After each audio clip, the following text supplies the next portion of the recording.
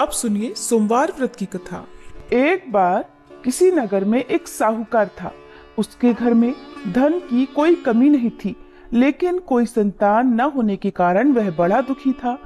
संतान प्राप्ति के लिए वो हर सोमवार को व्रत रखता था और पूरी श्रद्धा के साथ शिव मंदिर जाकर भगवान शिव और माता पार्वती की पूजा किया करता था। उसकी भक्ति देखकर एक दिन माँ पार्वती प्रसन्न होकर भगवान शिव से साहूकार की मनोकामना पूर्ण करने का निवेदन करती हैं। पार्वती जी के आग्रह पर भगवान शिव ने कहा, हे देवी, इस संसार में हर प्राणी को उसके कर्मों का फल मिलता है और जिसके भाग्य में जो हो उसे भोगना ही पड़ता है। लेकिन पार्वती जी ने साहूकार की भक्ति देखकर उसकी मनोकामना पूर्ण करने की इच्छा व्यक्त की। माता पार्वती के आग्रह पर भगवान शिव ने साहूकार को पुत्र प्राप्ति का वरदान तो दिया, लेकिन उन्होंने बताया कि ये बालक केवल 12 वर्षों तक ही जीवित रहेगा। माता पार्वती और भगवान शिव की इस संवाद को साहूकार सुन रहा था, इसलिए उसे न तो इस बात की खुशी हुई और न ही कोई दुख, बल्कि वो पहले की तरह ही शिव जी की पूजा करता रहा। कुछ समय के बाद साहूकार की पत्नी ने एक पुत्र को जन्म दिया। जब वह बालक 11 वर्ष का हुआ तो उसे पढ़ने के लिए काशी भेज दिया गया। साहूकार ने पुत्र के मामा को बुलाकर उसे बहुत सारा धन देते हुए कहा कि तुम इस बालक को काशी विद्या पढ़ने के लिए लेकर जाओ। तुम लोग रास्ते में यज्ञ कराते जाना और ब्राह्मणों को भोजन दक्षिणा देते हुए जाना। दोनों मामा भांजे इसी तरह यज्ञ कराते और ब्राह्मणों को दान दक्षिणा देते काशी नगरी निकल पड़े।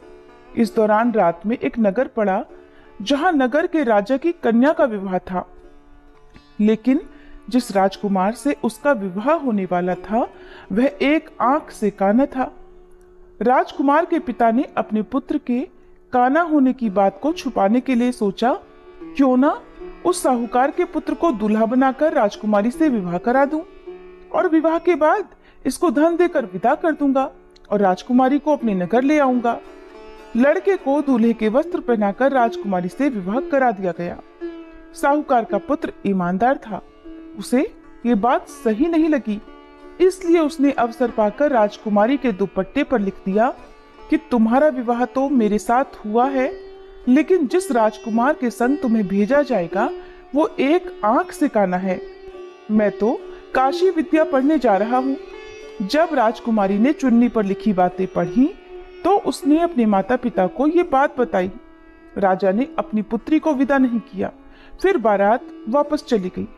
दूसरी ओर साहूकार का पुत्र और उसका मामा काशी पहुंचे और वहां जाकर उन्होंने यज्ञ किया। जिस दिन साहूकार का पुत्र 12 वर्ष का हुआ उस दिन भी यज्ञ का आयोजन था। लड़के ने अपने मामा से कहा कि मेरी तबीयत कुछ ठीक नहीं है। मामा ने कहा, तुम अंदर जाकर आराम कर लो। भगवान शिव के वरदान अनुसार कुछ ही देर में उस बालक के प्राण निकल गए। मृत भांजे को देखकर उसके मामा ने विलाप करना शुरू कर दिया। संयोगवश उसी समय भगवान शिव और माता पार्वती उधर से जा रहे थे। पार्वती जी ने भोलेनाथ से कहा, स्वामी, मुझे इसके रोने का स्वर सहन नहीं हो रहा, आप कृपया इस व्यक्ति के कष्ट को अवश्य दूर कीजिए। जब भगवान शिव मृत बालक के समीप गए तो वह बोले कि ये उसी साहूकार का पुत्र है जिसे मैंने 12 वर्षों की आयु का वरदान दिया था। अब आज इसकी आयु पूरी हो चुकी है। लेकिन मातृभाव से विभोर माता पार्वती जी कहने लगी, हे महादेव, आप इस बालक को और आयु देने की कृपा करें, नहीं तो इसके वियोग में इसके माता पिता भी तड़प तड़प कर मर जाएंगे। माता पार्वती के पुनः आग्रह पर भगवान शिव ने उस लड़के को जीवित होने का वरदान दिया।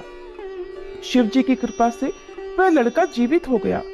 शिक्षा पूरी करके लड़का मामा के साथ अपने नगर की ओर वापस चल पड़ा। दोनों चलते हुए उसी नगर में पहुंचे जहां उसका विवाह हुआ था। उस नगर में भी उन्होंने यज्ञ का आयोजन किया।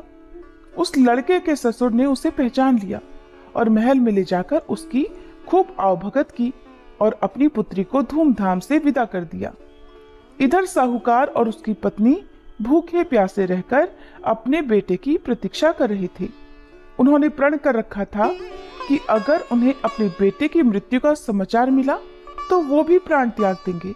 परंतु अपने बेटे के जीवित होने का समाचार पाकर वे बेहद प्रसन्न हुए। उसी रात भगवान शिव ने साहूकार के स्वप्न में आकर कहा, हे श्रेष्ठी, मैंने तेरे सोमवार के व्रत करने और व्रत कथा सुनने से प्रसन्न होकर तेरे पुत्र को लंबी आयु प्रदान की है। इसी प्रकार प्रिय भक्तों, इस पावन सोमवार व्रत कथा के श्रवण का पुण्य फल आपके जीवन में भी सुख, शांति और समृद्धि का संचार करे। भोलेनाथ की कृपा से आप सभी के सारे दुख दूर हो, मनोकामनाएं पूर्ण हो और हर कदम पर शिव जी का आशीर्वाद सदैव साथ बना रहे।